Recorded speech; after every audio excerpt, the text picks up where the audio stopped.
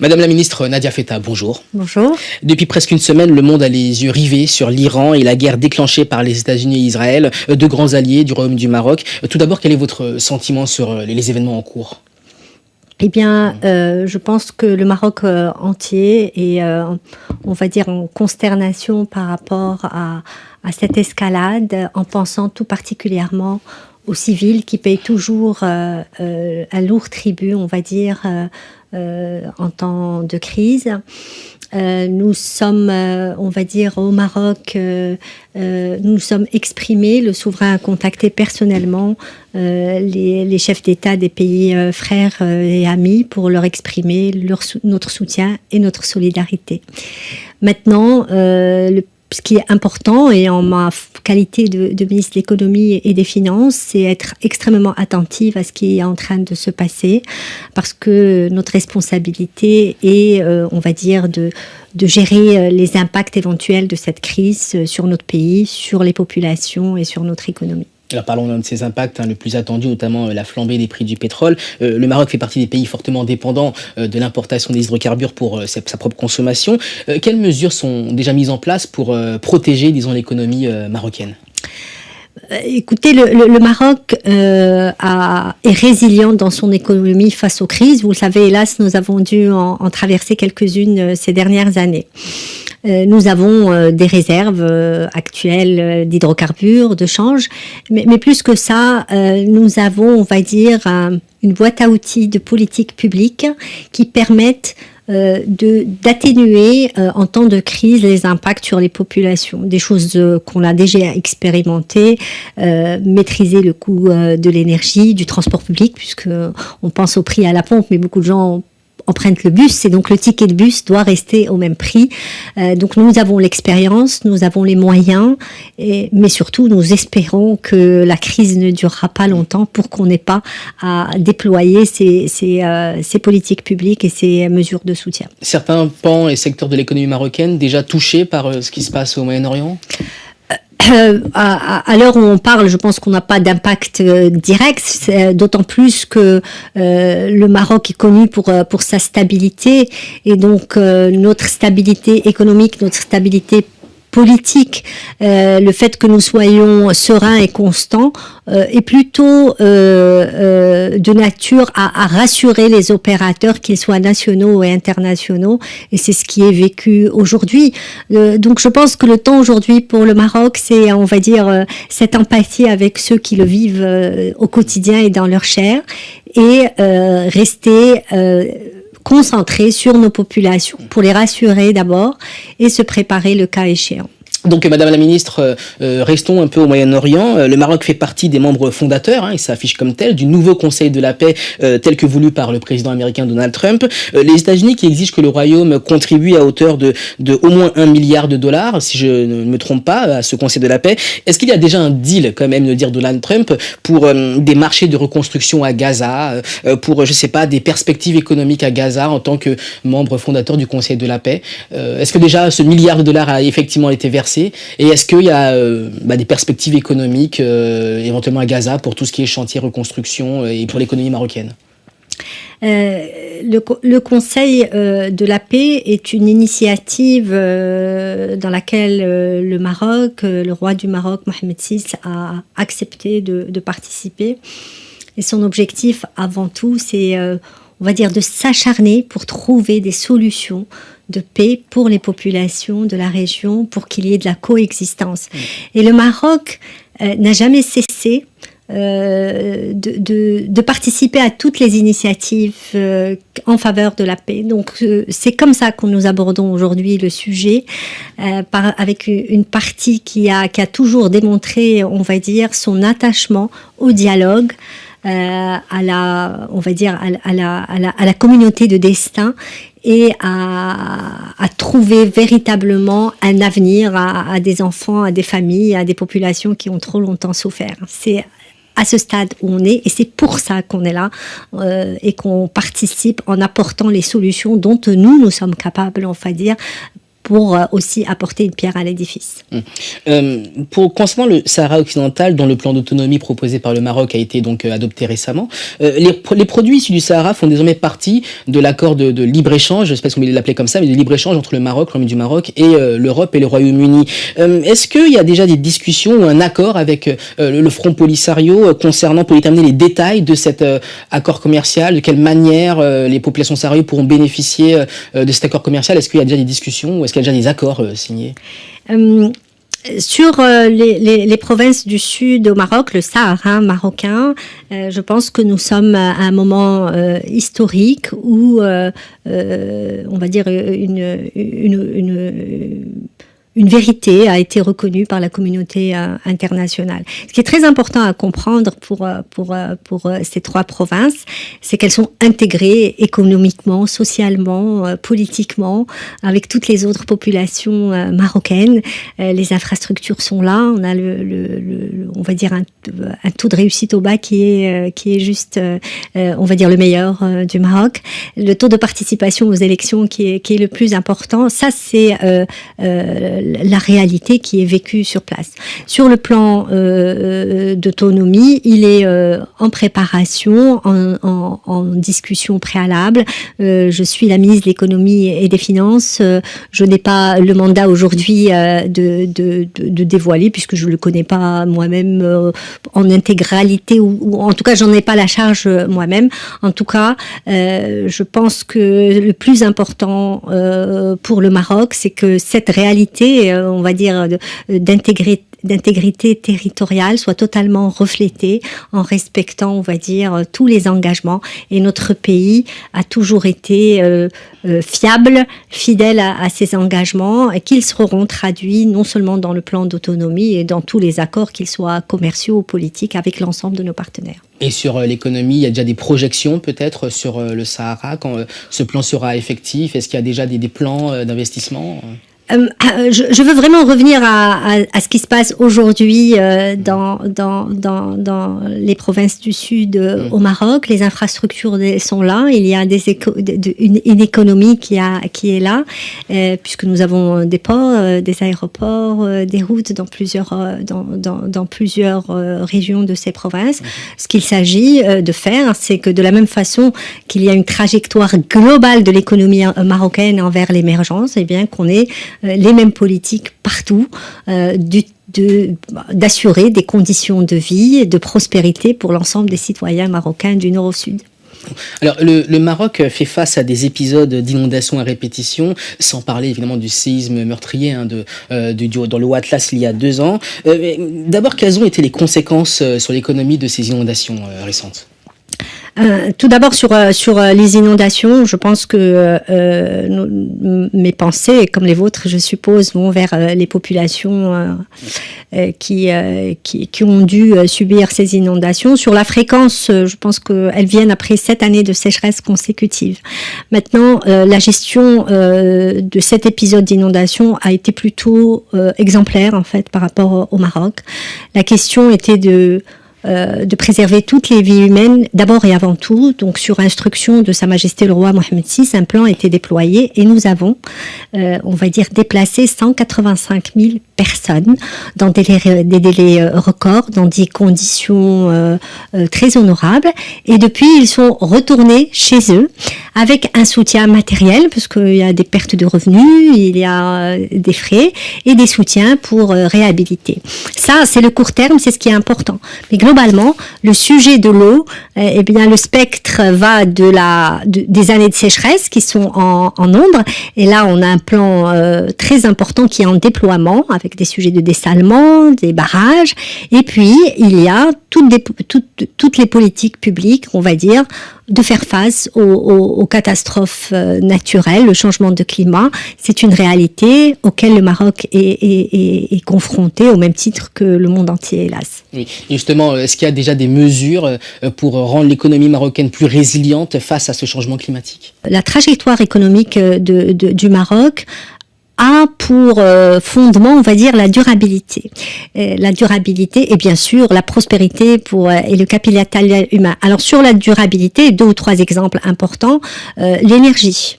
Nous avons une stratégie très ambitieuse qui est en train d'être exécutée, d'être concrète, mais qui va plus loin, puisque à l'horizon 2030, on va arriver à 52% de notre mix énergétique à travers les énergies renouvelables. Et aujourd'hui, au moment où je vous parle, 42% de cette capacité, c'est de l'éolien et du solaire, sans compter les sujets d'hydrogène vert. 42% de l'énergie marocaine. La capacité énergétique aujourd'hui, 42%, c'est de l'éolien et du solaire, et ce sont des projets en accélération avec cet objectif de 52% en 2030. Sur l'eau, je vous l'ai dit, nous avons un programme très ambitieux parce qu'en fait cette eau elle est vitale, on le sait, mais on en a besoin pour l'eau potable, on veut de l'agriculture, on veut du tourisme, on a besoin pour l'industrie parce qu'on s'industrialise. Donc notre plan, c'est que sur les prochaines années, on ait des ressources, on va dire via le dessalement d'eau, le traitement d'eau, plus de 50% de l'eau potable sera garantie, de telle sorte à ce que l'eau pour l'agriculture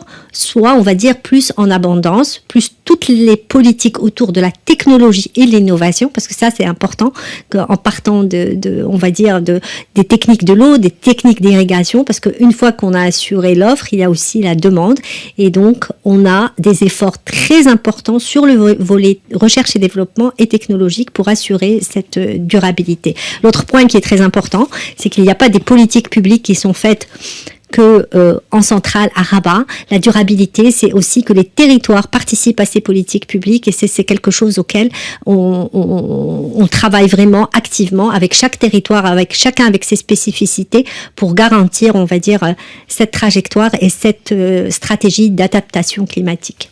Alors, vous parlez justement de stratégie d'adaptation climatique, vous parlez beaucoup de technologies, de nouvelles technologies. On peut notamment citer Safran, groupe d'entreprises français, si je dis pas bêtise, un spécialiste dans tout ce qui est aéronautique, et qui donc a quand même en l'espace de 4 mois annoncé 2 gros investissements, notamment un de 350 millions d'euros pour une usine d'assemblage de moteurs d'avion. Quand même très technique, et une toute récemment, là, le mois dernier, 280 millions d'euros sur l'une des plus grandes usines du monde, d'après ce que dit Safran, pour la fabrication de trains d'atterrissage, les deux créant à la fois en tout pour 2500 emplois. La Chine également le Maroc devient pour la Chine une espèce de point d'ancrage en Afrique du Nord, qui aussi propose notamment des usines de construction sur des chaînes très spécifiques, notamment concernant les batteries, les électrolytes. Est-ce qu'il y a une volonté du Maroc d'être une espèce d'usine en Afrique du Nord au profit de l'Europe, des Amériques? Est-ce que la position du Maroc sur la technologie est une volonté, est une politique mise en place, et quels sont les plans pour le futur? Le Maroc décline depuis 25 ans la vision de Sa Majesté le Roi d'être une véritable plateforme industrielle et technologique. Avec des atouts certains qui sont, on va dire, d'abord notre stabilité politique, des stratégies autour de ce qu'on appelle les métiers mondiaux du Maroc, du capital humain, des énergies vertes, et une très très bonne connectivité aux marchés mondiaux que vous citiez. Pour prendre l'exemple du jour, qui est Safran, 2 très très beaux investissements nouveaux, beaux parce que Safran a choisi de continuer le chemin avec le Maroc, et se projette. Quand on fait 2 très belles usines hautement technologiques, quand on monte en gamme, c'est qu'on a confiance dans les ingénieurs, femmes et hommes du Maroc. Elles sont nombreuses. Je tenais juste pour le clin d'œil par rapport à ce sujet.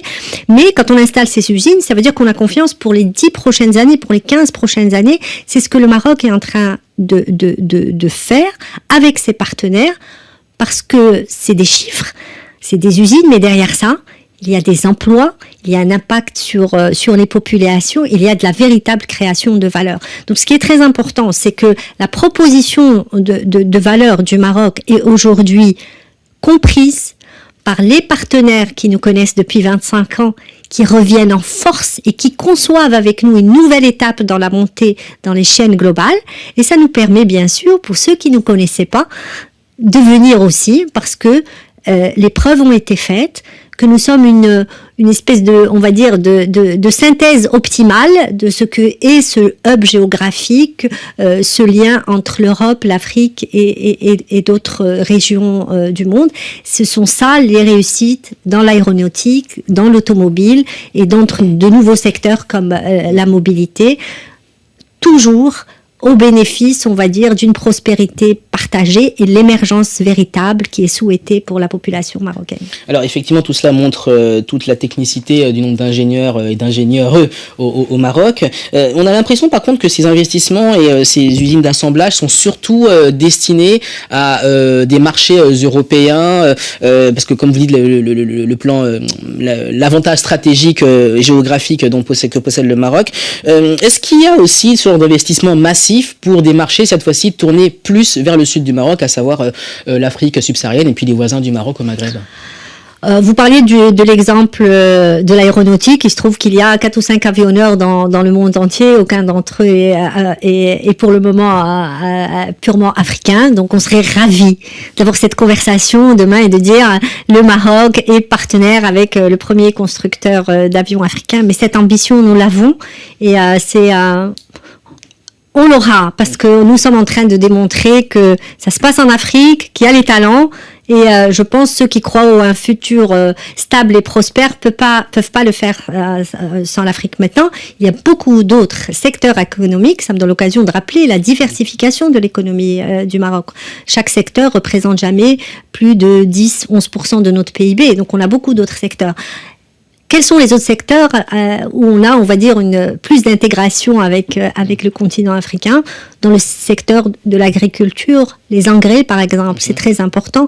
Aujourd'hui, nous augmentons nos capacités de production, mais le plus intéressant, c'est que nous les façonnons avec une adaptation pour les sols, pays par pays, partenaires en Afrique. C'est extrêmement important parce qu'à travers la technologie, d'abord, il y a des talents communs qui apprennent, qui étudient, qui montent en puissance. Et puis, il y a des sujets qui sont là sur la table depuis très longtemps sur la souveraineté alimentaire. On dit, on a le plus de terres arables, il y a de l'eau, il y a des besoins. Eh bien, nous contribuons avec beaucoup de partenaires africains pour que ces solutions soient conçues ensemble, c'est de la co-conception avec des véritables résultats qui sont là. Sur le sujet du digital, voilà un sujet qui est extrêmement ouvert, sur lequel effectivement il y a des ponts, et puis des sujets comme les secteurs financiers, où nous savons qu'il n'y a pas de développement sans moyens financiers, et je pense que la collaboration du Maroc sur ce sujet-là est exemplaire, est efficace, et permet vraiment de combler des besoins presque exponentielle de financement parce que il y a beaucoup de projets qui n'attendent que des investisseurs et des financiers. Alors là, c'est pour tout ce qui est peut-être acteurs économiques, investisseurs, vous dites voilà des grands groupes. Pour revenir à l'Afrique, est-ce que le Maroc, d'une certaine manière, peut prendre une place occupée essentiellement par la Chine, qui est le premier partenaire commercial de l'Afrique, une place dans la production de produits de bonne qualité, avec tous ces investissements, toute cette ingénierie destinée au marché africain. Voilà, est-ce qu'on peut trouver, par exemple, des téléphones portables fabriqués au Maroc avec toute cette technologie qui arrive de plus en plus dans le royaume et qui soit cette fois-ci destinée vers l'Afrique? Je voulais dire, en fait, ma question de présidente, en fait, c'était surtout, on a l'impression que ces montages de trains d'atterrissage, tout ça, sont surtout destinés, le produit fini, vers l'Europe. D'accord. Est-ce qu'il y a en fait des produits destinés vers les marchés africains pour le consommateur africain? Je voudrais vraiment insister pour dire que le Maroc ne conçoit pas du tout la relation avec l'Afrique comme un marché. Mais vous êtes ministre de l'économie des finances. Oui, très bien. Je vais y revenir. Mais vous faites le parallèle avec la Chine. La Chine, jusqu'à preuve du contraire, ne fait pas partie de l'Afrique. Le Maroc fait partie de l'Afrique. Donc, on a une communauté de destin et on travaille sur cette communauté de destin. Nous avons des entreprises marocaines qui exportent déjà leurs produits vers plusieurs marchés, dont l'Afrique. Nous avons, comme je disais, le secteur financier qui exporte pour l'Afrique. Mais le plus intéressant, c'est que le Maroc est le second investisseur africain en Afrique. Parce qu'on y croit.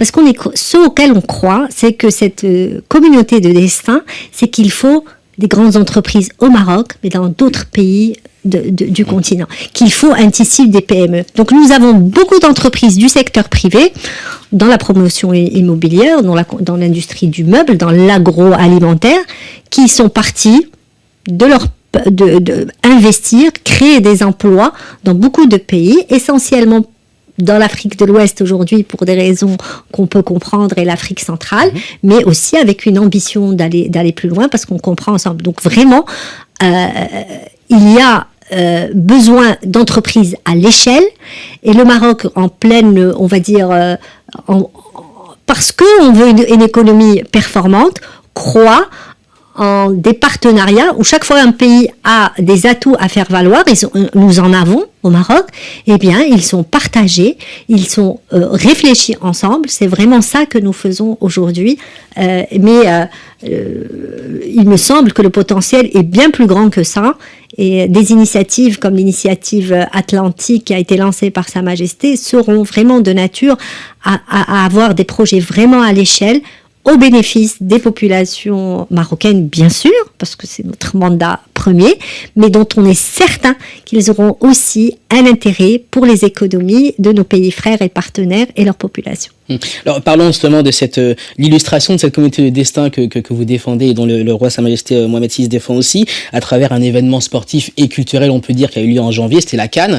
D'après votre collègue, dont j'ai oublié le nom, désolé, mais du ministre de l'Industrie, c'est la CAN la plus rentable de l'histoire de la CAN, 1 milliard d'investissements à la part du Maroc et je ne sais pas combien de retours sur investissement, mais en tout cas visiblement la plus rentable de l'histoire de l'histoire de la CAN et également la plus rentable pour un pays hôte. 100 000 emplois créés, c'est ce qu'a annoncé votre collègue ministre de l'Industrie. Est-ce que vous pouvez nous dire de quelle manière aussi cet événement a pu diffuser dans l'économie marocaine et même diffuse encore, à la fin surtout de l'événement, dans l'économie marocaine?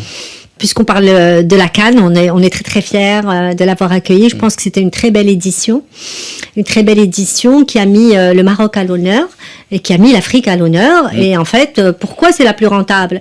Parce que il y avait beaucoup, on va dire, de gens qui sont venus la voir. Il y avait de très belles diffusions audio parce que c'était bien organisé et donc ça a démontré que l'intérêt était là, que la participation était là et que c'était un très bel événement. Sur les retombées par rapport au Maroc, en fait, pour la préparer, il a fallu faire des investissements. Ça veut dire qu'il y a des entreprises qui savaient faire et qui ont eu des marchés, qui ont fait. D'autres qui ont appris à faire sur des sujets comme le vôtre, où on a besoin de technologies pour l'audiovisuel. Vous imaginez la montée en gamme pour faire des broadcasting dans le monde entier, ça c'est très important, en faveur de beaucoup de villes marocaines, de beaucoup de territoires marocains et beaucoup de jeunes marocains. Un exemple extrêmement concret, 2025, on a un record absolu de touristes, de 19,8 millions de touristes, un chiffre qu'on n'avait jamais atteint, donc avec des retombées, alors là pour le coup, des devises, un secteur qui emploie énormément de monde, qui marche bien.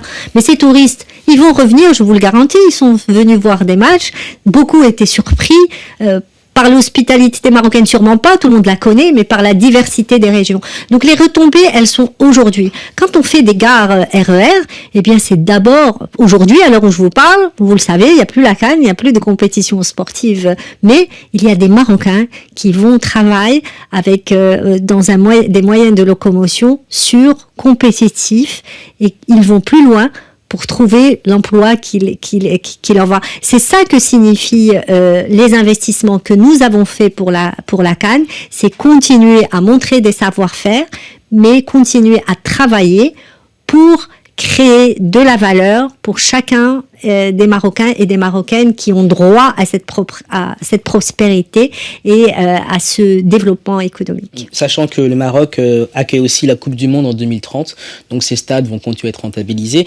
Mais juste avant la Coupe du Monde, il y avait des manifestations pendant quelques jours de jeunes de la société civile, ça peut se appeler la génération Z 212, 212 est un indicatif téléphonique du Royaume du Maroc, et qui se demandent, déploraient qu'on construise des stades, des choses comme ça, des choses peut-être utiles pour une coupe, pour une CAN, mais qui eux estiment en tout cas pas prioritaires par rapport à leurs besoins. Ils parlent d'écoles, ils parlent d'hôpitaux, ils parlent en fait de services publics.